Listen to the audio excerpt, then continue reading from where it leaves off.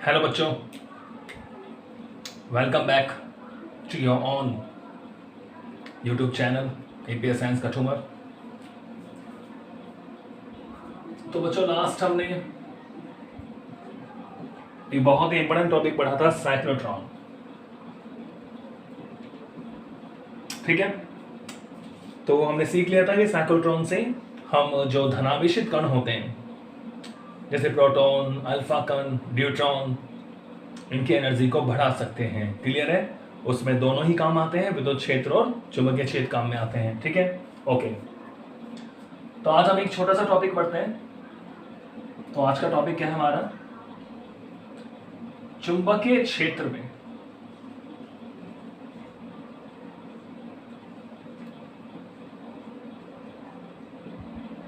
चुंबकीय क्षेत्र में स्थित किसी धारावाही चालक पर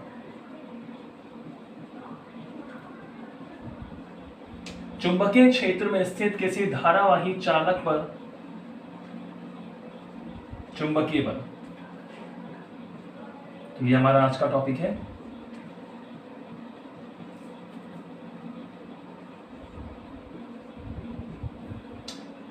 चुंबकीय क्षेत्र में स्थित किसी धारावाही चालक पर क्या निकालना है?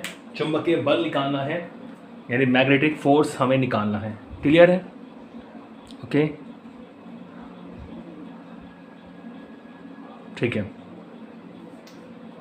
चुंबकीय क्षेत्र में स्थित किसी धारावाही चालक पर क्या निकालना है बच्चों? चुंबकीय बल निकालना है। ठीक है, सपोज करो मेरे पास ये कोई धारावाही चालक है।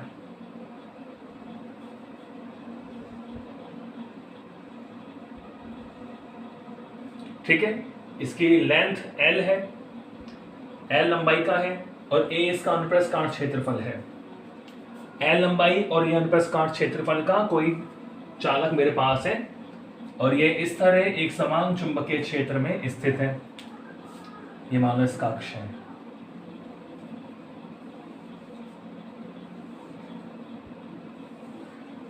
तो ये बच्चों एक समान चुंबकीय क्षेत्र B में स्थित है। ठीक है, सपोज करो ये थीटा एंगल पर स्थित है।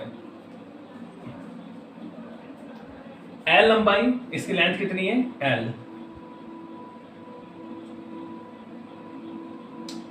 L इसकी लंबाई है और A इसका क्या अनुप्रस्थ काट क्षेत्रफल है। ठीक है, और इसमें मान लो I धारा प्रवाहित हो रही है। सपोज करो करंट है इसमें I धारा इसमें प्रवाहित हो रही है और ये चुंबकीय क्षेत्र B में कितने कोण पर स्थित है? थीटा कोण पर स्थित है। ठीक है, ओके। तो मैंने क्या माना है? माना कैपिटल L लंबाई एवं कैपिटल A अनुप्रस्थ काट क्षेत्रफल, कैपिटल A अनुप्रस्थ काट क्षेत्रफल, L is total length and capital A is cross section area। माना कैपिटल L लंबाई एवं कैपिटल A अनुप्रस्थ काट क्षेत्रफल वाला कोई धारावाही चालक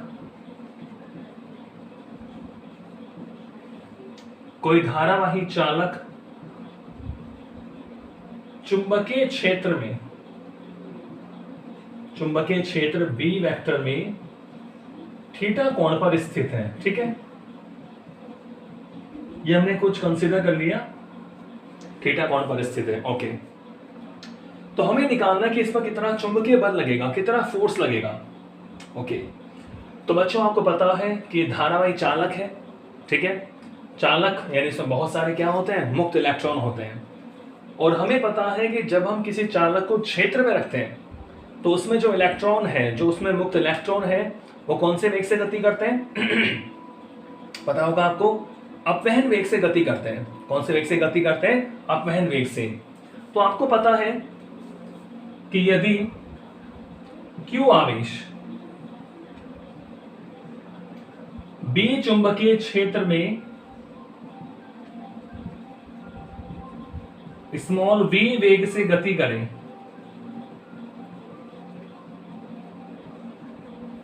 यदि मान लो Q आवेश, सपोज करो इसके अंदर टोटल Q आवेश है, वो भी हम निकालेंगे। यदि Q आवेश B चुंबकीय क्षेत्र में स्मॉल v वेग से गति करें तो कितना चुंबकीय बल लगता है?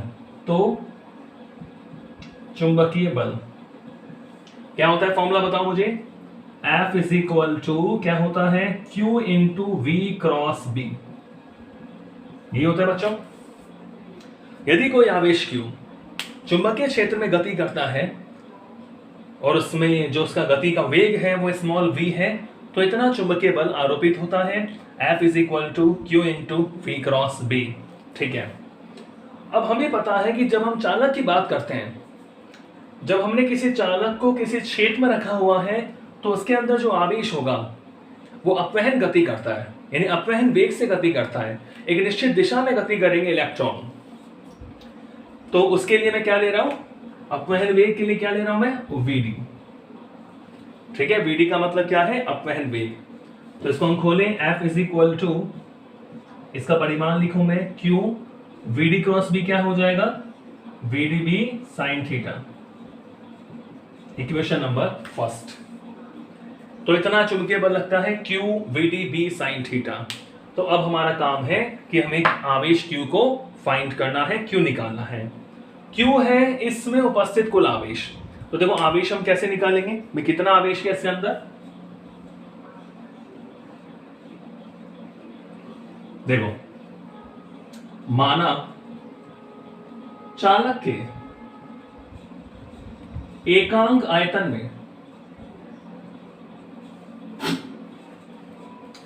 माना चालक के एकांक आयतन में मुक्त इलेक्ट्रॉनों की संख्या। ठीक है, चालक में बहुत सारे मुक्त इलेक्ट्रॉन हैं।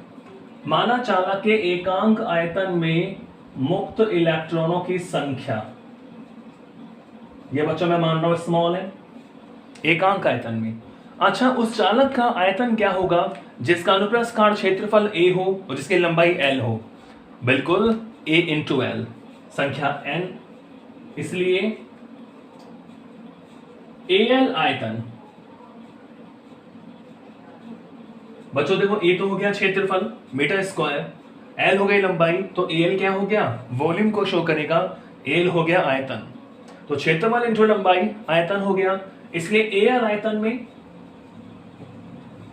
कुल मुक्त इलेक्ट्रॉन कितने हो गए, इसलिए al आयतन में कुल मुक्त इलेक्ट्रॉनों की संख्या बताओ कितनी होगी। एकांक आयतन में स्मॉल n है, तो al आयतन में कितने हो गए, NaL। तो बच्चों ये हो गया हमारे पास इलेक्ट्रॉनों की संख्या। ठीक है, सपोज करो इसको मैं लिख दूं n से शो कर देता हूं, capital N is equal to NaL। अब इलेक्ट्रॉनों की संख्या हमारे पास आ गई, तो आवेश के क्वांटीकरण सिद्धांत से आप क्या लिख सकते हो, देखो अतः आवेश के क्वांटीकरण सिद्धांत से, आवेश के क्वांटीकरण प्रिंसिपल से व्हाट यू कैन राइट, आवेश के क्वांटीकरण सिद्धांत से क्या लिख सकते हो, टोटल आवेश Q क्या होगा, N इंटू E। Q बराबर हमने पढ़ा है Ne होता है, N है आवेश वाहकों की संख्या, इलेक्ट्रॉनों की संख्या, और ये इलेक्ट्रॉनिक आवेश। तो just put the value of N, तो Q इज इक्वल टू हमें क्या मिलेगा, N की वैल्यू पुट करो इसमें, तो NaLe। ठीक है, NaLe, NaL है इलेक्ट्रॉनों की संख्या। तो टोटल चार्ज कितना होगा, एक इलेक्ट्रॉन का आवेश E होता है, तो NaL का कितना हो जाएगा, NaL से गुना कर दिया, तो ये हमें पता है Q is equal to NaLe। तो इस Q की वैल्यू को आप 1 में रख दो, Q का मान समीकरण 1 में रखने पर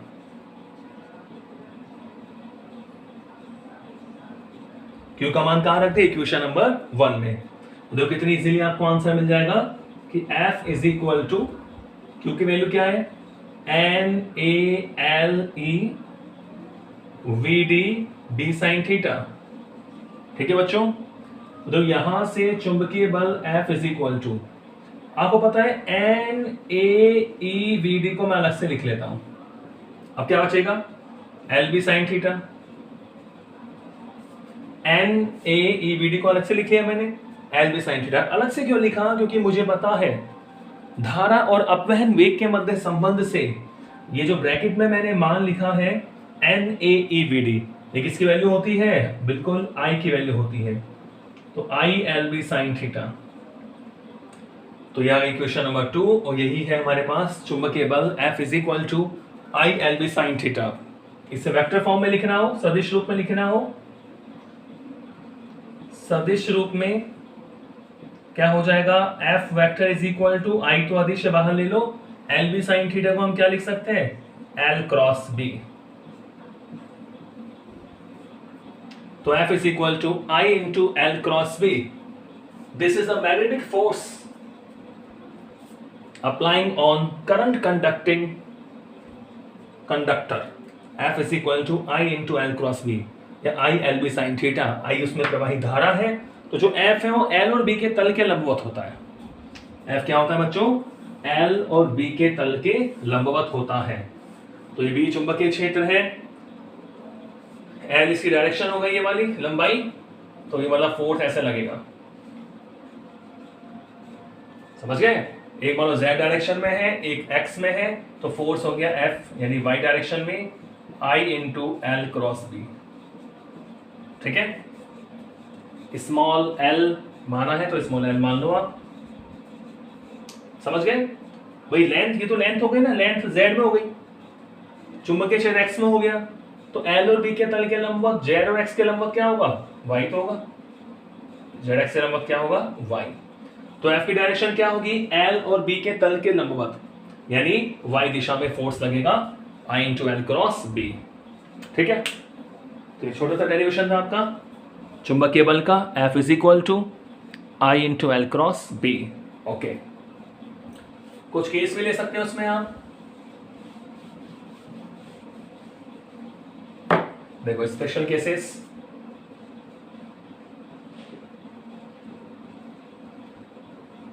केस फर्स्ट, सपोज करो थीटा 0 है। यदि थीटा क्या है? 0। थीटा 0 हो इसका मतलब क्या हुआ? 0 हो, अर्थात थीटा किसके बीच में कोण है? L और B के बीच में कोण है, यानी L समांतर किसके हो? B के। ठीक है? इसका मतलब क्या हुआ कि धारावाही चालक, अभी तो हमने माना था अभी थीटा कोण पे स्थित है, और अगर थीटा ही 0 हो जाए, थीटा मान लो अगर 0 हो जाता है, ठीक है, थीटा 0 हो जाए यानी L समांतर भी हो जाए, इसका मतलब क्या हुआ कि धारावाही चालक चुंबकीय क्षेत्र के समांतर स्थित है।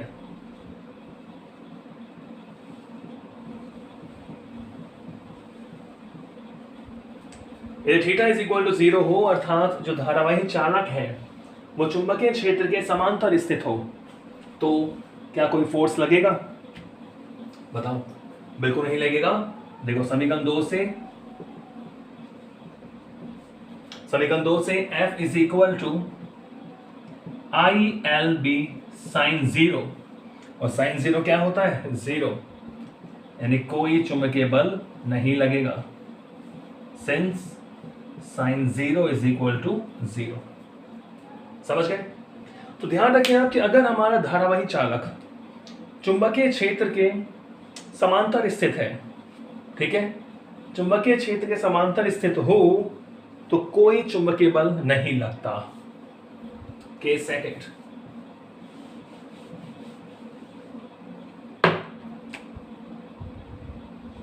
केस नंबर सेकंड, यदि धारावाही चालक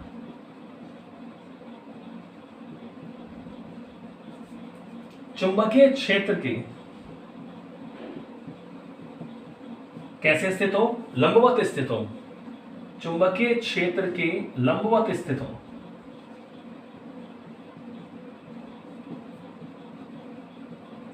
लंबवत स्थित हो, अर्थात L परपेंडिकुलर क्या हो? B हो। तो बच्चों दोनों के मध्य क्या होगा? Angle 90 degree. लंबवत स्थित होगा तो थीटा क्या हो गया? 90 डिग्री। तो क्या फोर्स लगेगा? बिल्कुल लगेगा, और सबसे ज्यादा लगेगा।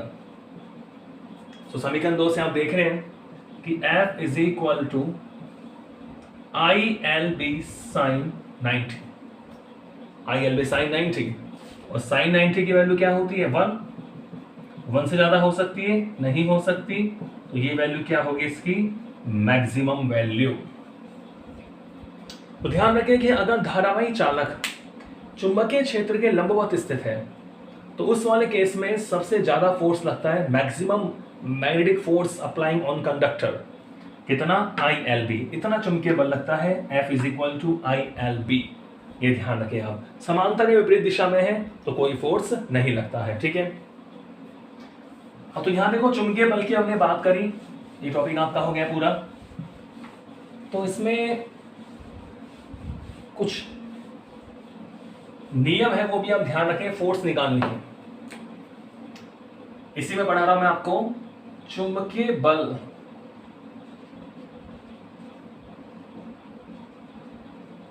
बल की दिशा। पहले हमने जो नियम पढ़े थे वो चुंबकीय क्षेत्र के लिए थे, वही वाले जो नियम है दक्षिणाहस्त नियम, समझ रहे हो ना, वृत्तीय धाराओं के लिए दाहिनी हथेली का नियम, मैक्सवेल का कॉर्क पेच का नियम। अब मैं बल की बात कर रहा हूं, तो चुंबकीय बल की दिशा ज्ञात करने के नियम।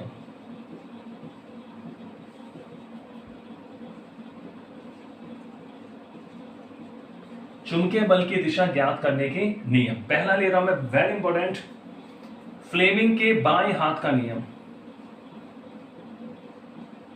फ्लेमिंग के बाएं हाथ का नियम, ठीक है, इसे बोलते हैं फ्लेमिंग लेफ्ट हैंड रूल, बाएं हाथ का नियम। तो बच्चों बायां हाथ आपका ये रहा, ठीक है, ये आपका बायां हाथ है, अपना बायां हाथ। आपको ऐसा लगेगा ये आपका दायां हाथ है, लेकिन मेरा बायां है। फ्लेमिंग के बाएं हाथ का नियम क्या है? यदि अंगूठा, तर्जनी और मध्यमा, अंगूठा, थंब, तर्जनी, इंडेक्स फिंगर, ये तो आप जानते ही हो, रिंग फिंगर, ठीक है, रिंग फिंगर होती है इस तरह, रिंग फिंगर। यदि अंगूठा, तर्जनी और मध्यमा, सॉरी ये रिंग फिंगर नहीं, मिडिल फिंगर है, रिंग फिंगर तो पास वाली होती है। अंगूठा, तर्जनी और मध्यमा, मिडिल फिंगर बोलते हैं इसको। अंगूठा, तर्जनी और बच्चों क्या मध्यमा, ठीक है। तर्जनी का मतलब इंडेक्स फिंगर होता है और मध्यमा होता है मिडिल फिंगर, सबसे बड़ी उंगली। तो ये अंगूठा, तर्जनी, मध्यमा परस्पर लंबवत रहे। यदि अंगूठा, ये पूरा लिख दो ताकि आपके खोपड़ी में घुस जाए। यदि बाएं हाथ की बात हो रही है, बाएं हाथ का अंगूठा, तर्जनी एवं मध्यमा परस्पर लंबवत हो, परस्पर कैसे हो? लंबवत हो, तथा तर्जनी चुंबकीय क्षेत्र की दिशा को, मध्यमा धारा की दिशा को,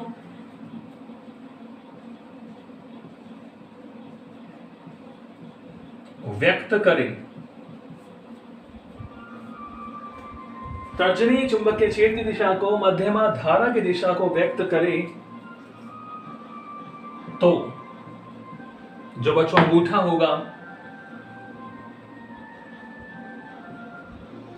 वो चुंबकीय बल की दिशा को व्यक्त करेगा।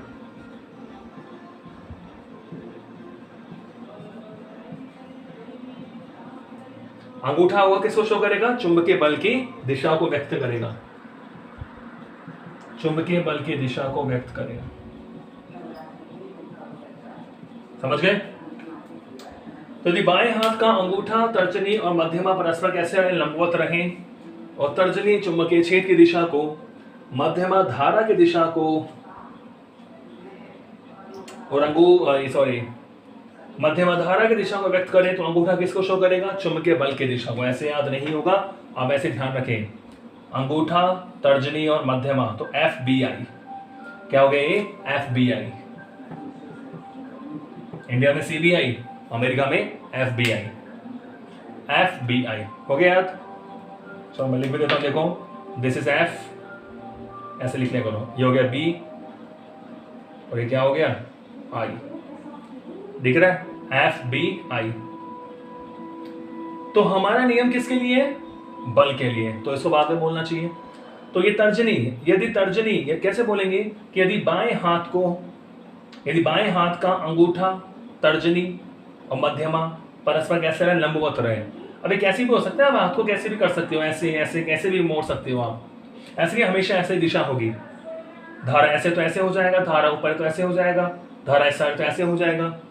तो यदि अंगूठा, तर्जनी और मध्यमा परस्पर लंबवत रहे तथा तर्जनी चुंबकीय क्षेत्र की दिशा को, मध्यमा धारा की दिशा को व्यक्त करे, तो ये अंगूठा किसको बताएगा? बल की दिशा को। ध्यान रखो, FBI। पढ़ेंगे आगे, दाहिने हाथ का नियम होता है ये VBI। ओके, ठीक है, और दूसरा नियम पढ़ लेते हैं साथ साथ। क्लियर हो गया? फ्लेमिंग के बाएं हाथ का नियम FBI। B कौन बताएगा? तर्जनी, इंडेक्स फिंगर। I कौन बताएगा? मध्यमा, मिडिल फिंगर। और जो अंगूठा है वो फोर्स बताएगा, फोर्स, चुंबकीय बल की दिशा को बताएगा। ठीक है, तो एक नियम और पढ़ लेते हैं, दाहिनी हथेली का नियम। ये देखो बल के लिए है, दाहिनी हथेली का नियम। बहुत ज्यादा गर्मी है। दाहिनी हथेली का नियम,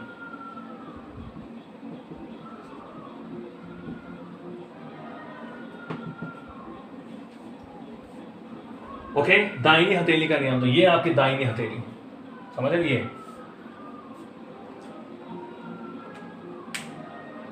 दाहिनी हथेली के नियम में क्या है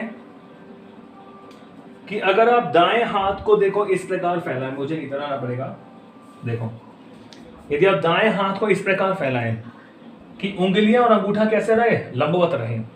समझ गए?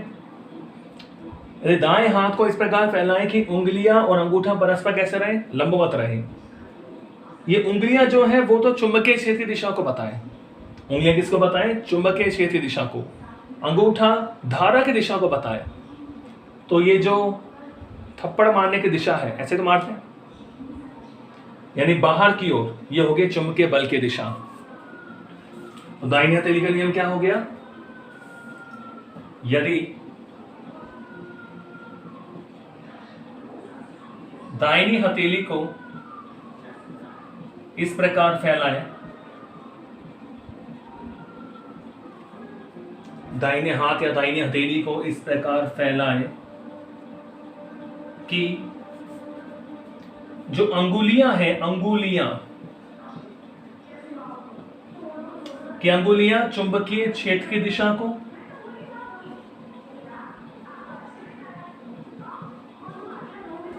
अंगुलियां चुंबकीय क्षेत्र की दिशा को, कॉमा, अंगूठा धारा की दिशा को व्यक्त करें, अंगूठा धारा की दिशा को व्यक्त करें, तो चुंबकीय बल की दिशा,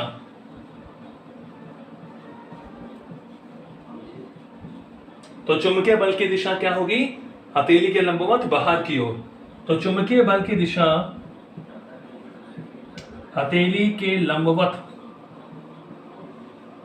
बाहर की ओर होती है।